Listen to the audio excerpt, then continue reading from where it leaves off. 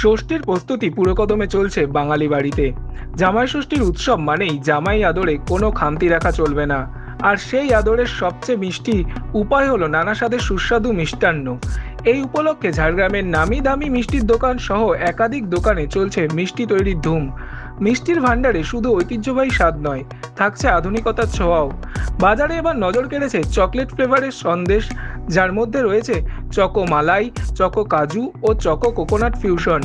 এর সঙ্গে পাল্লা দিচ্ছে কাঁচা আম ফ্লেভারের সন্দেশ, যা গ্রীষ্মের স্বাদকে মিষ্টির জগতে এক নতুন মাত্রা দিচ্ছে। শহর থেকে শুরু করে জেলার প্রান্তিক এলাকাগুলিতেও শাশুড়িদের উৎসাহ চোখে পড়ার মতো। মরশুমি ফল, নানা পদের রান্নার পাশাপাশি জামাইয়ের পাত সাজাতে মিষ্টি যেন আলাদা গুরুত্ব পাচ্ছে। মিষ্টির দোকানগুলোতেও তাই প্রস্তুতির ঘাটতি নেই। প্রত্যেক দোকানে চলছে চূড়ান্ত ব্যস্ততা তাজা ও অভিনব স্বাদের মিষ্টি তৈরির জন্য। বাঙালির এই ঐতিহ্যবাহী জামাই আদরের উৎসব মিষ্টির ছোঁয়ায় যেন আরও মধুর হয়ে উঠেছে। আর তার সঙ্গে তাল মিলিয়ে ঝাড়গ্রামের মিষ্টির দোকানগুলিতেও চলছে নতুন স্বাদের মিষ্টি তুলে ধরার কাজ। ঝাড়গ্রাম থেকে নিজস্ব প্রতিনিধির রিপোর্ট, এনএম নিউজ। আরও খবরের আপডেট পেতে সাবস্ক্রাইব করুন আমাদের ইউটিউব চ্যানেলটি আর বেল আইকনে ক্লিক করুন নোটিফিকেশনস পেতে।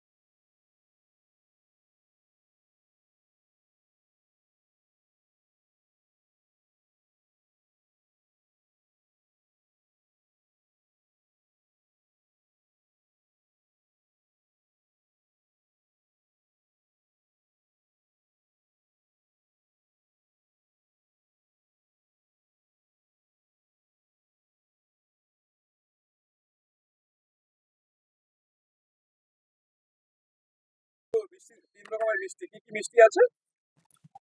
একটা আছে মধুবড়া তালসাস, আরেকটা আছে তৃপ্তি সন্দেশ, আরেকটা আছে কাজু রোল। মানে এগুলো কি জামাই ষষ্ঠী স্পেশাল? হ্যাঁ, আরো অনেক কিছু আইটেম থাকে আমাদের, সব তো তুলে ধরা যায় না। এখনো পর্যন্ত কি অনেক অনেক কিছু বাকি রয়ে গেছে? হ্যাঁ, অবশিষ্ট এখনো অনেক বাকি রয়ে গেছে। এখনো পর্যন্ত তাও কতগুলো আইটেম রয়েছে?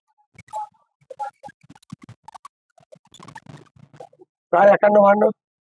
মানে এটা আরো বাড়বে? হুম, মানে এটা কি বিশিষ্ট ধরনের তৈরি করা? হ্যাঁ, ওই আজকালের জন্য তুলে ধরা হয়েছে বিভিন্ন ধরনের মিষ্টি। জামাই ষষ্ঠীকে উপলক্ষ করে? জামাই ষষ্ঠী উপলক্ষ করেই তৈরি করা হয়েছে সব। এছাড়াও আরো বিভিন্ন সময় তো বিভিন্ন রকমের করা হয়, আরো কি কি ভ্যারাইটিস আইটেম থাকে? থাকে, সময় অনুযায়ী সব ধরনের মিষ্টি তুলে ধরা হয়। কি নাম? সরি।